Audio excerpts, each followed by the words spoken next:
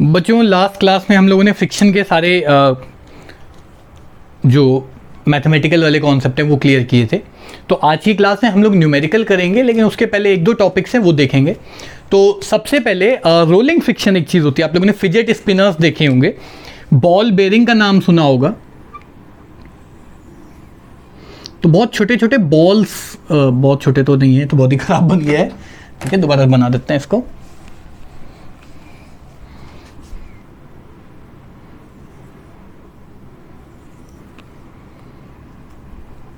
बड़ा ख़राब काम होता है सर्कल ड्रॉ करना।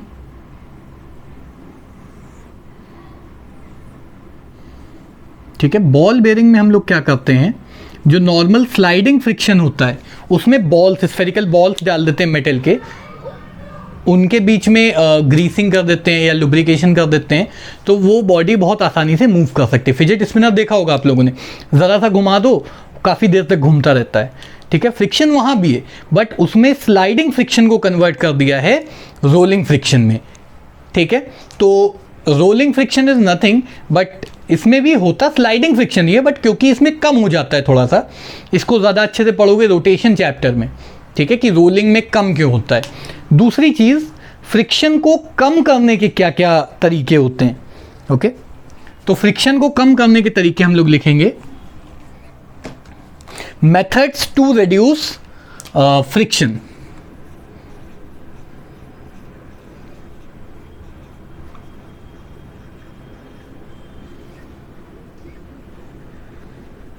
देखो कई बार ऐसी कंडीशंस बन जाती हैं, सिचुएशंस होती हैं जहाँ पे हमको फ्रिक्शन कम करना होता है। जैसे कोई मशीन के पार्ट्स हैं, ओके, आप लोगों ने वो भी देखा था क्लास 10th में, मोटर और जनरेटर, जिसमें वो कार्बन ब्रशेस लगा देते हैं ताकि मेटेलिक पार्ट्स के बीच में ज़्यादा फ्रिक्शन ना हो। ओके, बहुत सारी चीज़ें ऐसी होती हैं जहाँ पे फ्रिक्शन कम करना होता है। तो देखते हैं भाई फ्रिक्शन कम करने का तरीका। सबसे पहला तरीका होता है लुब्रिकेशन। ठीक है, जैसे ऑयल, ग्रीस, कोई भी ऐसी चीज़ जो चिकनी हो, ओके, उसको लगा लो अपने चेहरे पे। हम लोग क्या करते हैं, हम लोग नहीं, तुम लोग क्या करते हो, मैं नहीं करता हूँ। तो चेहरे पे हम लोग जो क्रीम घिसते हैं उससे क्या होता है, उससे जो गड्ढे, पोर्स जो सब होते हैं वो एकदम एक जैसे हो जाते हैं, तो स्किन हमारी ऐसी लगती है बहुत हेल्दी है ना। तो ठीक है, दैट्स फाइन, फेस पेंट जिसको हम लोग बोल रहे हैं। ओके, क्रीम लगा करके लुब्रिकेट कर देने से फ्रिक्शन काफ़ी हद तक रिड्यूस हो जाता है। तो सबसे पहला पॉइंट सब लोग लिख लो, बाई लुब्रिकेटिंग या बाई यूज ऑफ लुब्रिकेशन। दूसरा मेथड पॉलिशिंग, पॉलिश कर देते हैं। ठीक है, आप लोगों ने देखा होगा नई कार होती है तो बहुत, या कार धो जब देते हैं, पॉलिश कर देते हैं तो बहुत चिकनी लगने लगती है। That is also the same thing. Lubrication में कोई लुब्रिकेंट यूज़ करते हैं, पॉलिश में वैक्स जनरली यूज़ करते हैं।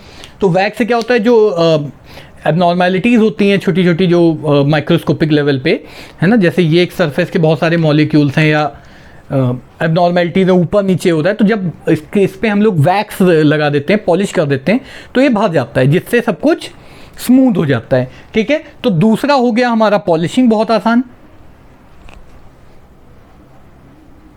तीसरा जो तरीका होता है, बहुत ही बकवास सी चीज़ है, यूजिंग प्रॉपर सरफेसेस। अब शीशा बनाना हो, मिरर, तो हम लोग ग्लास यूज़ करते हैं, है ना।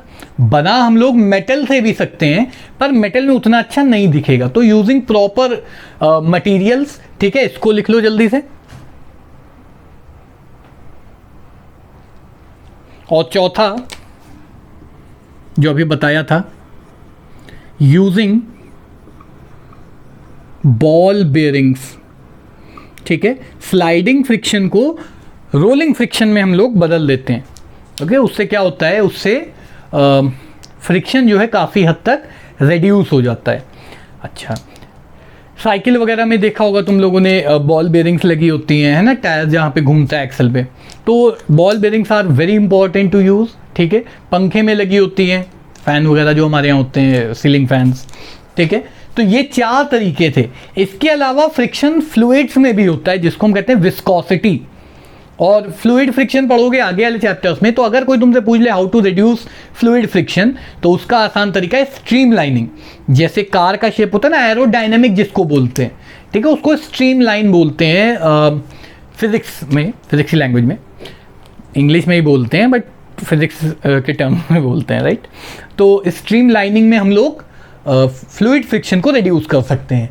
तो बट अभी वो हमारे चैप्टर में नहीं है, वो आगे आने वाले चैप्टर्स में होगा, तो उसमें हम लोग देखेंगे। तो ये तरीके हैं फ्रिक्शन रिड्यूस करने के। कभी कभी अच्छा एक चीज़ इसमें याद रखेंगे, पॉलिशिंग अगर बहुत ज़्यादा हो जाए, ठीक है, अगर बहुत ज़्यादा पॉलिश हो जाता है तो जो सरफेसेस हैं वो एकदम फ्लैट हो जाते हैं। अभी तो हम लोगों के पास लाइक रिसोर्सेज कम है, बट आप लोगों ने अगर माइक्रोस्कोप कभी देखा हो तो उसकी जो स्लाइड्स बनाई जाती हैं ग्लास से, वो दो ग्लास के बीच दोनों को ऐसे चिपका देते हैं ज़रा सा पानी रख के। तो बहुत ज़्यादा पॉलिश हो जाए अगर सरफेस तो भी फ्रिक्शन बढ़ जाता है, क्योंकि भाई पहले तो फ्रिक्शन केवल जैसे मान लो दो एक ये सरफेस था, ठीक है, और एक ये सरफेस था, तो अभी तो फ्रिक्शन केवल जहाँ जहाँ पे पीक्स मीट कर रहे थे वहाँ बॉन्ड बन रहे थे, ठीक है। अगर ये एकदम सीधा हो जाएगा, ठीक है, ज़्यादा चिकना कर दोगे अगर, तो बॉन्ड ज़्यादा बनेंगे ना, क्योंकि ज़्यादा मॉलिक्यूल्स कांटेक्ट में आएंगे। तो इसलिए पॉलिशिंग बहुत ज़्यादा कर देने पे भी फ्रिक्शन बढ़ जाता है, बहुत ज़्यादा, है ना। तो एक लिमिट तक तो friction can be reduced using polishing, but after that friction increases, ठीक है, because the area in contact, याद रखना, area in contact, molecular area, जिसको हम बोलेंगे माइक्रोस्कोपिक एरिया। मैक्रोस्कोपिक पे डिपेंड नहीं करता, मैक्रोस्कोपिक मतलब हम लोग जो देखते हैं, और माइक्रोस्कोपिक मतलब होता है कि जो एक्चुअल एटम्स और मॉलिक्यूल्स आपस में इंटरैक्ट कर रहे हैं, ठीक है। तो माइक्रोस्कोपिक एरिया बढ़ जाता है इन कॉन्टैक्ट, ओके। तो ये तरीका होता है फ्रिक्शन रिड्यूस करने का। समटाइम्स फ्रिक्शन इज रिक्वायर्ड, ठीक है, जैसे we walk, how do we walk, हम लोग अपने पैरों से, फीट से ग्राउंड को पीछे को पुश करते हैं, बट वो पुश कर क्यों पाते हैं? Because of friction only. चिकनी सरफेस पे आप नहीं चल पाते हो। चिकनी सरफेस पे अगर जैसे आइस हो एकदम बहुत ज़्यादा, या फिर बहुत ज़्यादा तेल फैला हुआ हो, तब चलने के लिए आपको जैसे मार्च पास किया जाता है ना, पैर उठा करके रखना होता है, फिर वो तरीका होता है। तो that is also a case where friction is required, ठीक है। तो बहुत सारी ऐसी कंडीशंस होती हैं जहाँ पे फ्रिक्शन की वजह से हमारे काम होते हैं, कई बार फ्रिक्शन हमें कम करना होता है। तो that is why friction is called, छोटे क्लास में पढ़ चुके हो, unnecessary evil, necessary evil, okay, जिसकी हमें ज़रूरत भी है और जो ख़राब भी है हमारे लिए ज़्यादा। It's pretty much like everything. तो अभी हम लोग बात कर रहे थे मेथड्स टू रिड्यूस फ्रिक्शन की। अच्छा, इसमें एक चीज़ हम लोगों को याद रखनी है, और पॉलिशिंग वाला क्वेश्चन बहुत आता है, ओके। तो अब हम लोग देखेंगे कि क्वेश्चंस कैसे सॉल्व करने हैं, राइट। जल्दी से पहले सब नोट कर लो सारे तरीके, और एक स्टार बना के पॉइंट लिख लो, friction is a necessary evil. और अब हम लोग देखेंगे हाउ टू सॉल्व क्वेश्चंस, ठीक है। बहुत सिंपल क्वेश्चन से स्टार्ट करेंगे, नेक्स्ट क्लास में और क्वेश्चन करेंगे, and then this chapter will be complete. देखो, सिंपल एकदम क्वेश्चन दे रहा हूं,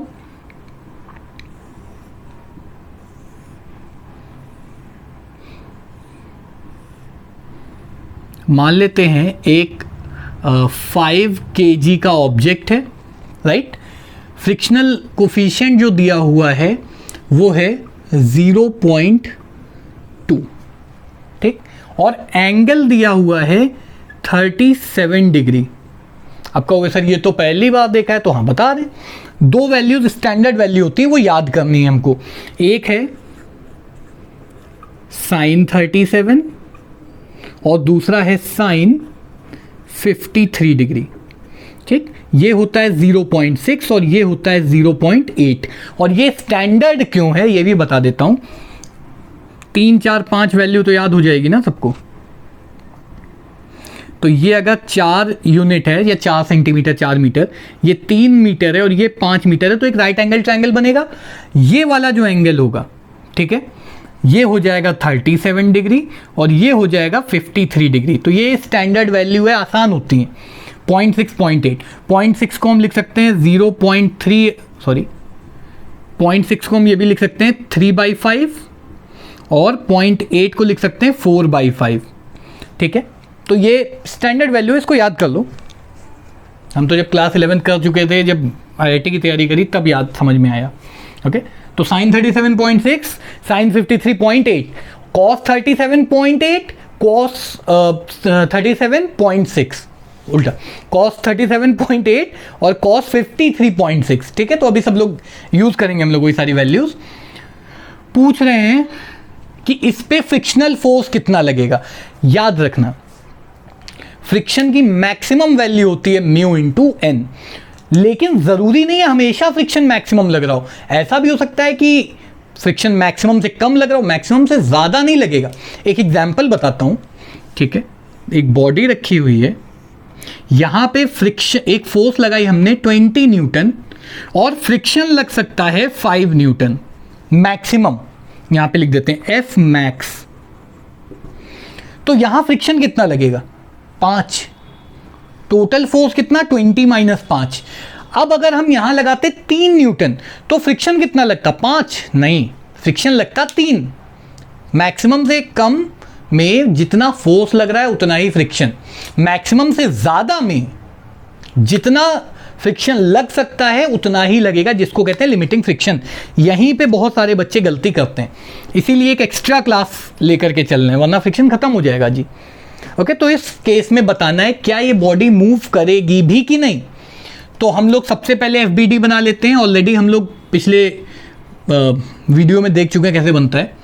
तो ऊपर को लगेगा नॉर्मल रिएक्शन, इधर को लगेगा mg cos थीटा, इधर को लगेगा mg sin थीटा। ठीक, तो सबसे पहले मैक्सिमम फ्रिक्शन फोर्स निकालते हैं। तो F मैक्स जो है ये लगेगी म्यू इंटू एन, इससे ज़्यादा नहीं लग सकती। म्यू दिया है 0.2 और वर्टिकल फोर्सेस को बराबर करें तो n बराबर mg cos थीटा आएगा। हम सिर्फ ये बता रहे बॉडी चलेगी भी या नहीं, हो सकता है ना चले और हो सकता है चल जाए, अभी सारे केसेस देखेंगे। ये तो हमने रैंडम वैल्यूज दे दी, हमें भी नहीं पता चलेगी कि नहीं, वैल्यू से देख के निकालेंगे।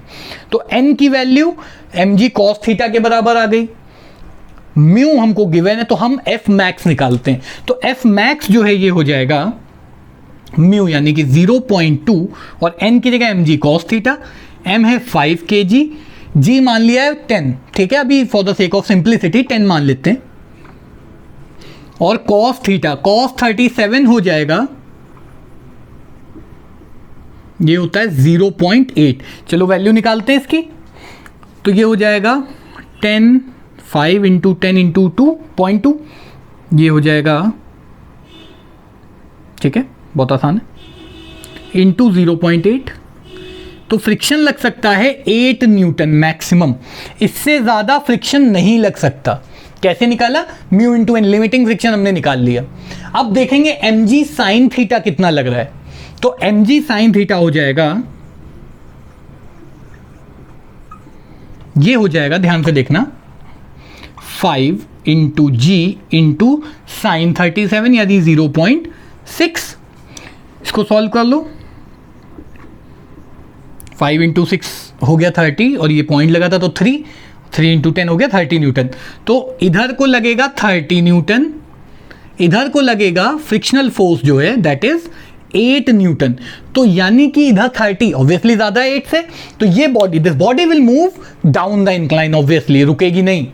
और अब कोई पूछे एक्सेलरेशन कितना होगा, तो A हो जाएगा, फॉर्मूला हमको याद है, F = m × a, और F नेट फोर्स कितना लग रहा है 30 - 8 = m × a। 30 - 8 हो गया 22/5। This is acceleration in metre per second square. बहुत आसान तरीका है। ठीक है, सबसे पहली चीज चेक करनी है मैक्सिमम फ्रिक्शन कितना लगेगा, उसके लिए नॉर्मल रिएक्शन निकालना है यानी mg cos थीटा चाहिए होगा। उसके बाद देखना है कि एक्चुअल फोर्स कितना है, कहीं ऐसा तो नहीं वो मैक्सिमम फ्रिक्शन से कम हो, नहीं तो चलेगी नहीं बॉडी। ठीक है, तो जल्दी से इसको नोट कर लो, अगर नोट करना चाहो तो पॉज कर लो और नोट कर लो। इस केस में हमने एक्सेलरेशन भी निकाल दिया और फ्रिक्शन कितना लग रहा है वो भी निकाल दिया। अब हम लोग ऐसे ही एक क्वेश्चन करेंगे, आई होप सबने नोट कर लिया होगा, नहीं तो बैक करके कर लो। अब हम लोग सिमिलर एक क्वेश्चन करेंगे और उसमें भी एक्सेलरेशन और फ्रिक्शनल फोर्स की वैल्यू निकालेंगे। चलो करते हैं, बहुत आसान सा क्वेश्चन। इस तरफ को बना दिया, क्या दिक्कत है। बॉडी है 2 kg की, म्यू की वैल्यू दी है 0.7, ठीक है, थोड़ा सा फ्रिक्शन ज़्यादा है यहाँ पे, और एंगल दिया है 53 डिग्रीज, राइट। अब हमको निकालना है कि क्या ये बॉडी मूव करेगी। अगर मूव करेगी तो इस पे कितना एक्सेलरेशन होगा, और मूव करे या ना करे इसमें फ्रिक्शनल फोर्स कितना लग रहा है। तो फिर से वही काम करेंगे, बहुत आसानी से देखना। इसका FBD बना लेंगे। नीचे को लग रहा है mg cos 53 डिग्री, ठीक है भाई, इधर को mg, ये वाला केस cos थीटा वाला, वही वाला सेम चीज़ है, ठीक है। ऊपर को लगेगा नॉर्मल रिएक्शन, इस तरफ को लगेगा mg sin 53 डिग्री, और इस तरफ को लगेगा फ्रिक्शनल फोर्स। सबसे पहले चेक करेंगे मैक्सिमम फ्रिक्शनल फोर्स कितना लगेगा, उसके लिए निकालना पड़ेगा नॉर्मल रिएक्शन। तो इसको सॉल्व करते हैं। n equals mg into 0.6, cos 53 की वैल्यू 0.6, sin 53 की वैल्यू 0.8, ठीक है। आप फ्रैक्शन में भी याद कर सकते हो, दैट्स ऑल्सो फाइन। चलो भाई सॉल्व करते हैं इसको। m की वैल्यू 2, g को फिर से 10 ले लेते हैं, तो n हो जाएगा 2 इंटू 10 इंटू 0.6, ये आ गया 12 न्यूटन। सॉल्व करो भाई, 10 इंटू 0.6 हो गया 6, 6 इंटू 2 12, ओके। तो नॉर्मल रिएक्शन आ गया। अब हम लोग F मैक्स निकालते हैं, मैक्सिमम फ्रिक्शनल फोर्स या लिमिटिंग फ्रिक्शनल फोर्स। तो F मैक्स लगेगा म्यू इंटू एन, ठीक। म्यू कितना है 0.7, n कितना है ये हम लोग निकाल चुके हैं 12, ये आ गया 8.4 न्यूटन। तो ये मैक्सिमम फ्रिक्शन फोर्स 8.4 न्यूटन लग सकता है, इससे ज़्यादा नहीं लगेगा। चलो भाई अब निकालते हैं इस तरफ को लगने वाला फोर्स, जो इधर को इसको लेके जाना चाहेगा, that is mg sin theta, ठीक। तो mg sin थीटा निकालते हैं। चलो m इंटू जी इंटू साइन 53 हो गया 0.8। सॉल्व करो कितना आएगा, 10 इंटू 0.8 हो गया 8 इंटू 2 16 न्यूटन। तो ऑब्वियसली mg sin थीटा ज़्यादा है, फ्रिक्शनल फोर्स कम है। तो इस केस में क्या होगा, इस केस में ये बॉडी मूव करेगी। तो अब अगर एक्सेलरेशन निकालने को पूछा जाए तो फ्रिक्शनल फोर्स तो मैक्सिमम ही लगेगा, क्योंकि ये ज़्यादा है तो फ्रिक्शन अपना मैक्सिमम से ज़्यादा नहीं लगता है, फ्रिक्शन इतना ही लगेगा। और ए निकालना हो तो F/m net force upon mass. Net force कितना है 16 minus 8.4 upon 2। This is your answer. Solve कर लो इसको, ठीक है। This is how we solve questions, okay. Next class में हम लोग फिर से यही सॉल्व करेंगे, इसी तरह के और क्वेश्चंस। और better I will upload A sheet, आप लोग शीट सॉल्व करिए एंड शीट को हम लोग डिस्कस कर लेंगे अच्छे से, ठीक। तो इस तरह के क्वेश्चंस हमको सॉल्व करने। हो सकता है ऐसा भी क्वेश्चन आ जाए कि भाई यहाँ पे एक हमने पुली लगा दिया और मान लेते हैं यहाँ पे 2 kg का एक ऑब्जेक्ट रख दिया। अब बताओ क्या होगा। बेवकूफ़ लोग कहेंगे कि सर दोनों साइड 2 kg नहीं मूव करेगा, लेकिन ये नीचे को फोर्स लग रहा है, ये ऐसे लग रहा है, तो ये इधर को जाएगा, ऐसे करके फिर निकालेंगे, जैसे न्यूटन्स लॉज ऑफ मोशन में हम लोगों ने सीखा था, ओके। तो आज की क्लास यहीं पे एंड करेंगे। This is how we solve questions, और इसके क्वेश्चंस अब हम लोग सॉल्व करेंगे नेक्स्ट क्लास में, ठीक है, इसी तरह के।